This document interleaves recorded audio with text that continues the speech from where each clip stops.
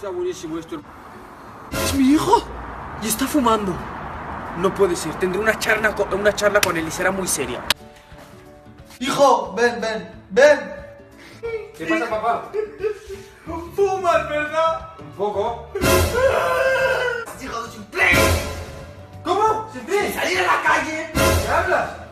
Y te vas a ir ahora mismo a hacer los deberes.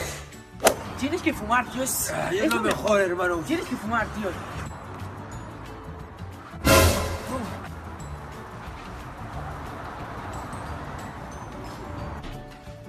Fumas, Fumas, ¿verdad? Ya ves. Hola, mamá, que yo no fumo. El papá te está esperando. No, otro paisano. Ya eres mayor de edad, tienes que fumar cigarros, porros. No, por favor, no, papá, no. Allah, ¿dónde vas?